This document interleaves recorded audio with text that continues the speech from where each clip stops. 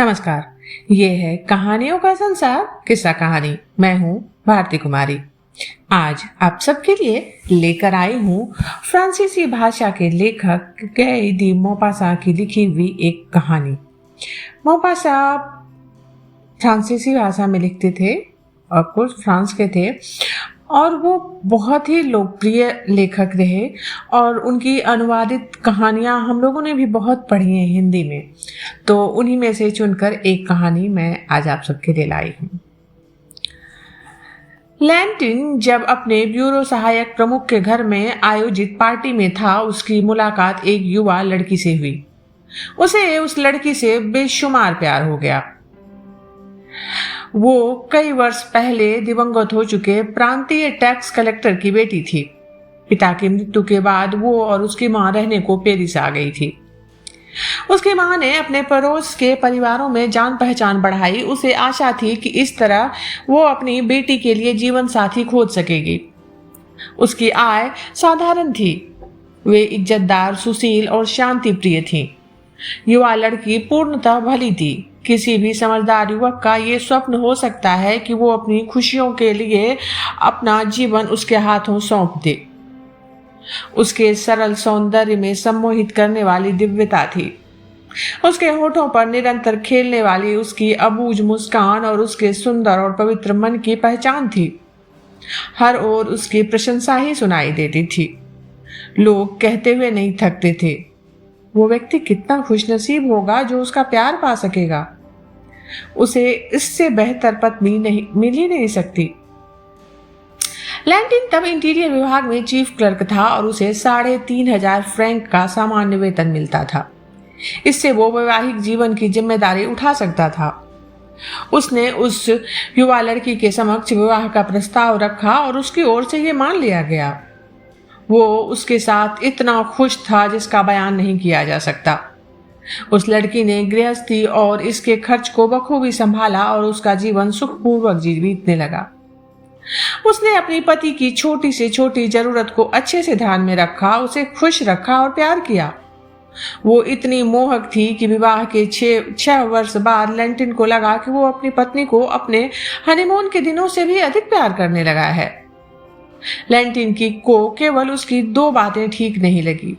एक तो उसका थिएटर प्रेम और दूसरा नकली गहनों के प्रति उसका आकर्षण। उसकी सहेलियां, जो कि कुछ छोटे अधिकारियों की पत्नियां थी, प्रायः नए नाटकों की प्रथम प्रस्तुतियों के समय थिएटर में उसके लिए बॉक्स आरक्षित करा देती और उसके पति को भी उसके साथ जाने के लिए बाध्य होना पड़ता, चाहे वो ऐसे मनोरंजक कार्यक्रमों में जाना चाहे या नहीं। ये कार्यक्रम दिन भर के ऑफिस के बाद उसे बहुत ही उबाऊ लगते। कुछ समय बाद लैंटिन ने अपनी पत्नी से अनुरोध किया कि वो थिएटर जाने के लिए अपने पहचान की किसी महिला से रिक्वेस्ट करे और वो उसके साथ चली जाए और वापस घर आने तक उसका साथ दे। आरंभ में तो उसने इस उपाय का विरोध किया, लेकिन काफी रिक्वेस्ट करने के बाद वो मान गई। थिएटर के प्रति अपने प्रेम के साथ साथ अब गहनों के प्रति भी उसकी इच्छा उमड़ पड़ी थी। उसकी वेशभूषा तो पहले की ही तरह अच्छी, सादगीपूर्ण और शालीन थी, लेकिन अब उसने अपने कानों में स्फटिक युक्त बड़ी बालियां पहनना शुरू कर दिया था, जिसकी चमक ऐसी थी मानो असली हीरे के हों। अपने गले में उसने नकली मोतियों का हार और हाथों में नकली सोने के कंगन पहने। उसकी कंघी में कांच के रत्न जड़े हुए थे। उसका पति उसे प्रायः उलाहना देता, यदि तुम असली गहने नहीं खरीद सकती हो तो तुम्हें केवल अपने सौंदर्य और शालीनता के गहनों से सजा होना चाहिए। यही सब एक स्त्री के नायाब गहने हैं। लेकिन बहुत ही स्वीट स्माइल के साथ वो कहती, मैं क्या करूं, मुझे गहनों का बड़ा शौक है, केवल यही मेरी कमजोरी है। हम अपना स्वभाव तो नहीं बदल सकते ना।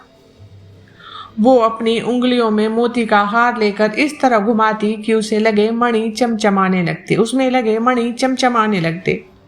वो अपने पति को मनाने के अंदाज में कहती, देखो ना, क्या ये सुंदर नहीं है? कोई भी यकीन करेगा कि ये असली है? लैंटिन फिर मुस्कुराते हुए जवाब देता, प्रिय, तुम्हारी पसंद दुनिया से अलग ही है। कभी कभी शाम को जब आग के पास बैठकर वो बातें कर रहे होते तब टी टेबल पर मोरक्को लेदर बॉक्स रख देती तो लैंटिन का उठता, इसमें कूड़ा है। लेकिन वो नकली गहनों को ऐसा ध्यान लगाकर देखती मानो वो उसे कोई गहन अबूझ खुशी प्रदान कर रहे हो। प्रायः वो अपने पति को एक नेकलेस पहनने पर मजबूर कर देती और दिल खोल कर हंसते हुए कहती, बड़े अजीब लग रहे हैं आप। और फिर अपने पति की बाहों में समा जाती और उसे प्यार से चूम लेती। सर्दियों की एक शाम वो नाट्य संगीत का कार्यक्रम देखने गई और ठंड से ठिठुरते हुए घर लौटी। अगली सुबह उसे जोरों की खांसी हो गई। लंग्स में इन्फेक्शन के कारण 8 दिनों के बाद उसकी मौत हो गई। इस घटना से लैंटिन बुरी तरह टूट गया और उसके बाल 1 माह में ही सफेद हो गए। उसका दिल टूट चुका था। दिवंगत पत्नी का आकर्षण, उसकी आवाज, उसकी मुस्कान वो भुला ना पाता और उसका रुदन चलता रहता। समय बीतता रहा पर उसका दुख कम न हुआ।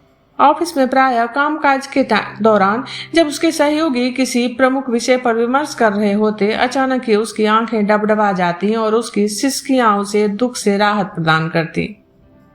उसकी दिवंगत पत्नी के कमरे में सभी चीजें उसी तरह पड़ी रहीं जिस तरह वे उसके जीवित होने के समय थी। उसके सभी फर्नीचर, यहाँ तक कि उसके कपड़े भी उसी तरह पड़े रहे जैसे वे उसके मृत्यु के दिन पड़े थे। समाज से दूर एकांत में रहना और अपने जीवन की उस अमूल्य खुशी के बारे में सोचना ही उसका एकमात्र काम रह गया था। लेकिन जल्दी ही उसका जीवन एक संघर्ष हो गया। उसकी आमदनी, जिससे उसकी पत्नी घर के सभी खर्च पूरे कर लेती थी, अब उससे उसकी तत्काल जरूरतें भी पूरी नहीं हो पा रही थी। उसे आश्चर्य हुआ कि उसकी पत्नी उस आमदनी में कैसे बढ़िया शराब और एक से एक व्यंजन की व्यवस्था कर लेती थी, जो अब वो अपनी नियमित आय से नहीं कर पा रहा है। उसने अब उधार लेना शुरू कर दिया और जल्दी ही कंगाल होने की कगार पर पहुंच गया। एक सुबह उसने पाया कि उसकी जेब में 1 सेंट भी नहीं बचा है। तब उसने कोई सामान बेचने का निश्चय किया। तुरंत ही उसे अपनी पत्नी के चमकीले जवाहरात बेचने का विचार आया। वैसे भी नकली जेवरों के प्रति उसके मन में एक प्रकार का विद्वेष था। इन गहनों को देखने मात्र से ही उसके मस्तिष्क में दिवंगत पत्नी की स्मृति मलिन होने लगती थी। अपने जीवन के अंतिम दिनों में उसने लगातार खरीदारी की थी और लगभग हर शाम वो नए जेवर लेकर ही लौटती। लैंटिन ने एक समय तो उन गहनों पर ध्यान नहीं दिया, लेकिन अब उसने उस भारी नेकलेस को बेचने की सोची जो उसकी पत्नी को बहुत पसंद था, जिससे लगभग उसे 6 या 7 फ्रैंक मिल सकते थे। इस नेकलेस की कारीगरी बहुत सुंदर थी, पर था तो नकली। उसने इस नेकलेस को जेब में रख लिया और एक भरोसेमंद जौहरी की दुकान का पता लगाने निकला। थोड़ी ही दूरी पर उसे एक दुकान मिली जहां वो इसे बेचने के लिए घुसा। वो अपनी तंगहाली पर शर्मिंदगी भी महसूस कर रहा था। उसने दुकानदार से कहा, सर, मैं ये जानना चाहता हूं कि ये नेकलेस कितने मूल्य का है। दुकानदार ने नेकलेस की जांच की, अपने क्लर्क को बुलाया और दबे स्वर में उससे कुछ बात की। उसके बाद उसने गहने को काउंटर पर रखकर उसका प्रभाव जानने के लिए उसे जरा दूर से देखा। लैंटिन को यह हरकतें पसंद नहीं आई और वो बस ये कहने ही वाला था कि ठीक है, मुझे पता है कि ये बेकार है। उतने में ही जौहरी ने कहा, सर, इस नेकलेस की कीमत तो 12 से 15,000 फ्रैंक होगी, पर मैं इसे तब तक नहीं खरीद सकता जब तक आप मुझे यह बता ना दें कि यह आया कहां से। लैंटिन की आंखें फटी रह गई। वो इधर उधर देखने लगा। उसे कुछ समझ में नहीं आया। लड़खड़ाती जुबान में उसने कहा, तुम्हें यकीन है कि तुम क्या कह रहे हो?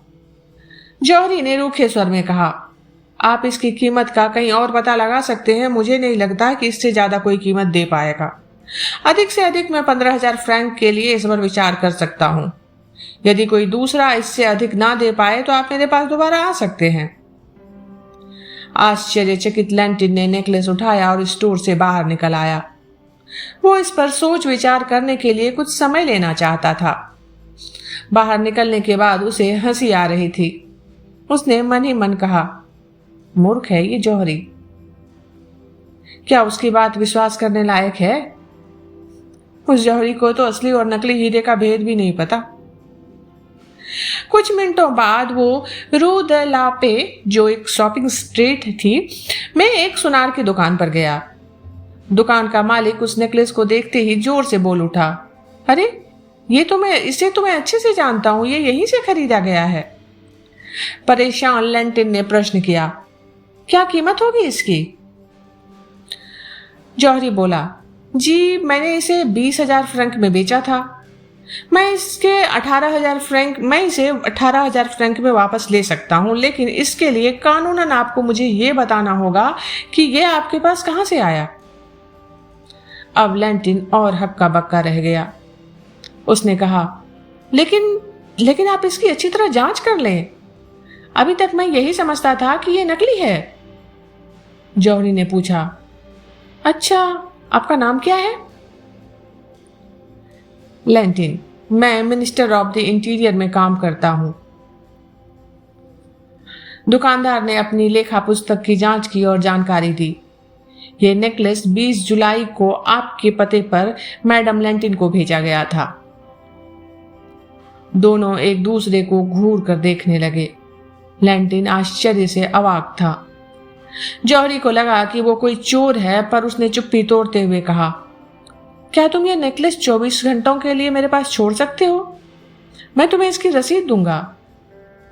लेंटिन ने तुरंत कहा, हाँ ठीक है। फिर वो रसीद लेकर दुकान से चला गया। अब वो घोर भ्रम की स्थिति में था और इधर उधर सड़कों में भटकता रहा। उसके मन में बहुत से सवाल उठ रहे थे। उसकी पत्नी के पास पैसे ही कहां थे कि वो इतना महंगा गहना खरीद सके? नहीं, ये तो पॉसिबल ही नहीं है। तब तो ये कोई उपहार होगा। पर ये उपहार किसने दिया होगा और उसे ये क्यों दिया गया? वो रुका और सड़क के बीच खड़ा रहा। अपनी पत्नी के बारे में उसे भारी संदेह होने लगा। तब तो अन्य सभी गहने भी उपहार ही होंगे। उसके पैरों के नीचे की धरती हिलने लगी। सामने का वृक्ष उसे गिरते हुए लगा और वो चक्कर खाकर जमीन पर गिर पड़ा। उसे दवाखाने में होश आया, जहां राहगीर उसे उठाकर ले गए थे। उसने कहा कि उसे घर पहुंचा दिया जाए। घर पहुंचते ही उसने अपने आप को एक कमरे में बंद कर लिया और रात होने तक रोता ही रहा। अंततः थका हुआ वो बिस्तर पर लेट गया। वो पूरी रात बेचैन रहा। अगली सुबह उठकर वो धीरे धीरे ऑफिस जाने की तैयारी करने लगा, पर ऐसे सदमे के बाद उसे काम करने का मन नहीं हो रहा था। इसलिए उसने नियोक्ता को पत्र भेजकर ऑफिस न आने के लिए माफी मांगी। फिर उसे याद आया कि उसे तो जौहरी के पास जाना है। उसे इच्छा तो नहीं थी, लेकिन वो नेकलेस उसके पास वो नहीं छोड़ सकता था। वो तैयार होकर घर से बाहर निकला। बाहर दिन बड़ा सुहाना था। व्यस्त शहर के ऊपर स्वच्छ नीला आकाश मुस्कुरा रहा था। कुछ लोग फुर्सत में थे और जेब में हाथ डाले टहल रहे थे। उन्हें देखते हुए लेंटिन ने मन ही मन कहा, अमीर लोग वास्तव में बड़े खुश हैं। पैसा होने से भारी दुख को भुलाया जाना संभव है। जिसे जहां घूमने जाना हो जा सकता है।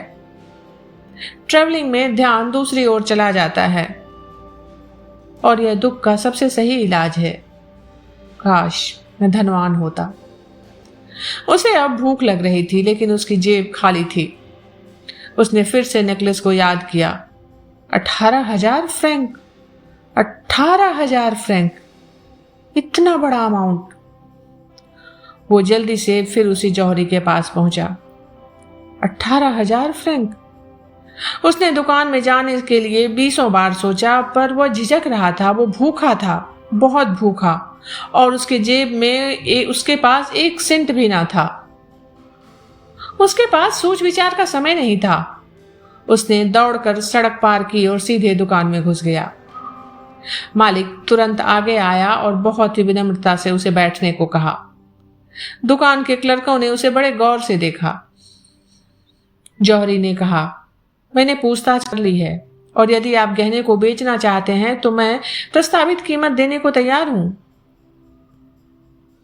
लैंटिन ने लड़खड़ाई जबान से कहा, जी ठीक है, बिल्कुल ठीक है। मालिक ने दराज से 18 बड़े नोट निकाले और लैंटिन के सामने गिनकर उसे सौंप दिए और रसीद पर उसके हस्ताक्षर लिए। लैंटिन ने कांपते हाथों से पैसे अपनी जेब में रख लिए। दुकान से निकलते समय वो फिर दुकानदार की ओर मुड़ा। उसके होठों पर चित परिचित मुस्कान थी।